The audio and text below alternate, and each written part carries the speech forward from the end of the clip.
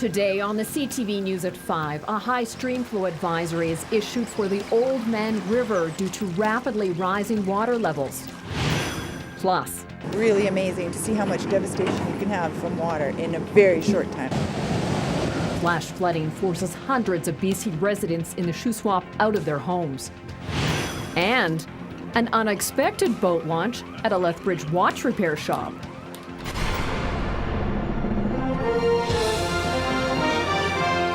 CTV News with Jackie Scantlebury. Good afternoon. It could be another wild, stormy night in parts of southern Alberta. A severe thunderstorm watch that's been in place for most of the day remains in effect tonight. Environment Canada warns that a number of communities could see thunderstorms with large hail and damaging winds. The watch is in effect for Lethbridge, Taber, Milk River, Cardston, Fort Macleod, McGrath, Brooks, Vulcan, Medicine Hat, Bow Island, and Suffield. A number of communities in southeastern BC are also under a severe thunderstorm watch. That includes areas in Elk Valley, East Kootenay, and Kootenay Lake. Now, with all the precipitation over the weekend, the water level in the Old Man River is rising. That's prompting Alberta Environment to issue a high stream flow advisory for areas downstream of the Old Man River Dam. An advisory means that the stream levels are rising and is expected to rise rapidly, which could cause minor flooding in some low-lying areas. No major flooding is expected, although you're advised to be cautious when approaching the riverbanks. Alberta Environment says the creeks and rivers are swollen as a result of the intense band of thunder showers over the weekend that brought between 30 and 65 millimeters of rain to the foothills from Pincher Creek north to Calgary over the weekend. Now, two other southern Alberta river basins are also under high stream flow advisories tonight. The South Saskatchewan River Basin, including the city of Medicine Hat, is under the advisory and continues to rise, as is the Bow River Basin, both up and downstream of Calgary. Meanwhile, a number of rivers across BC are under flood watches tonight, including the Upper Columbia region, Kicking Horse River, and the Kootenay region. And flooding has already forced hundreds of BC residents from their homes and now taken a life. Torrents of rain created dangerously high and fast rivers that cut a swath of destruction through several communities. Sarah Glashan has the latest. This, the one-time Sycamus Creek, turned torrent of terror. A flash flood knocked over small structures and forced the emergency evacuation of 12 homes. Really amazing to see how much devastation you can have from water in a very short time. This, the aftermath of the overnight storm that dumped between 60 to 80 millimeters, 2 to 3 times the amount of rainfall this region normally receives in a month. Simply too much water for the creek beds and culverts. Even the highway was washed away in at least 2 spots. At about 2 a.m., I think 3 a.m., we heard the road break. And that's when we lost the cars. We heard a big explosion and the power went out. The road ripped like paper. Cars were tossed about like toys and in some cases into the lake. Today, hundreds of homeowners south of Sycamus were evacuated.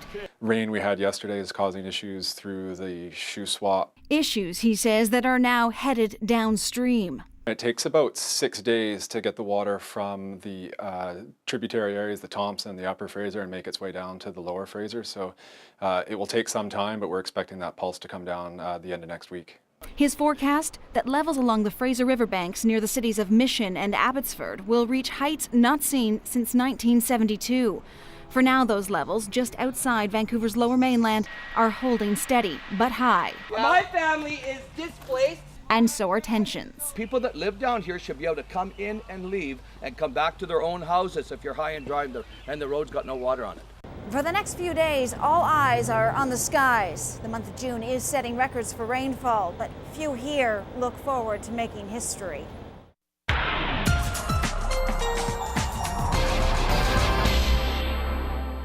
Okay, Dory, there is one blip on the weather map for tomorrow, but otherwise, southern Alberta is going to get some nice summer weather.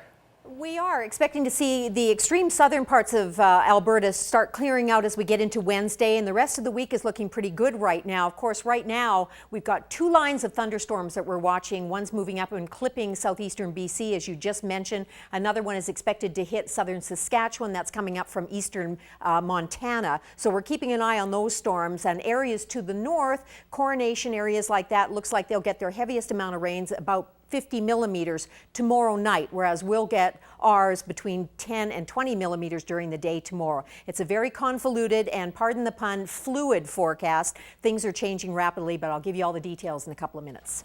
You're a punny lady, Dory Rossiter. Well, there is still no sign of a missing Medicine Hat nursing student, and the man facing charges in her disappearance appears before the courts again tomorrow. 23-year-old Amy Lewis was last seen June 11th. Police have already charged a 34-year-old man with her disappearance, but there is still no sign of Lewis. Officers have spent over a week searching in and around the South Saskatchewan River. Lethbridge Search and Rescue volunteers and Suffield Fire Services joined the search over the weekend. Jarrison Stopansky, who is charged in the disappearance, will return to court tomorrow. And a Medicine Hat woman has pleaded guilty to murder. The body of 48-year-old Casey Armstrong was discovered last May, or rather May of 2011, in a trailer park on Medicine Hat South Side. Autopsy reports confirm that he was stabbed to death. 27-year-old Wendy Scott was charged with first-degree murder in the case. Today, she pleaded guilty to the lesser charge of second-degree murder. Scott will return to court on September the 17th to learn her fate, and she will also speak to another charge of conspiracy to commit murder as well on that day. 47-year-old Connie Oakes is also charged with first-degree murder in the case, and she'll appear in court for a pretrial hearing July 10th. A Mexican man charged with a murder in Shaughnessy nearly 2 years ago made a very brief court appearance today. Luis Ochoa Gomez is charged with second-degree murder in the shooting death of 24-year-old Mario Hernandez Renteria. Renteria was gunned down in the town of Shaughnessy in October 2010. Ochoa Gomez was arrested almost a year later, trying to cross the American border into Mexico. He's hired a new lawyer to represent him. Court was told that his new counsel is still reviewing disclosure in the case. It will return to court now on July the 9th. An unexpected boat launch created quite the scene in North Lethbridge yesterday. Sunday afternoon around 3 o'clock, a motorboat clocked the front of a watch repair store on 13th Street near 5th Avenue North. The boat came unhitched from a truck and then slammed into a car parked on the street before crashing through the storefront. Nobody was hurt, but both the business and car were damaged. The store owner got a call from his security company that his alarm was going off, but wasn't expecting what he saw. Well, it's always a surprise to get an ADT call, but I mean, the last thing on my mind was the boat hitting the building. Seeing how the traffic goes parallel with the front storefront, so. As you can see, the store owner wasn't too ticked off about the incident. He says accidents happen and he has insurance that he expects will cover the damage.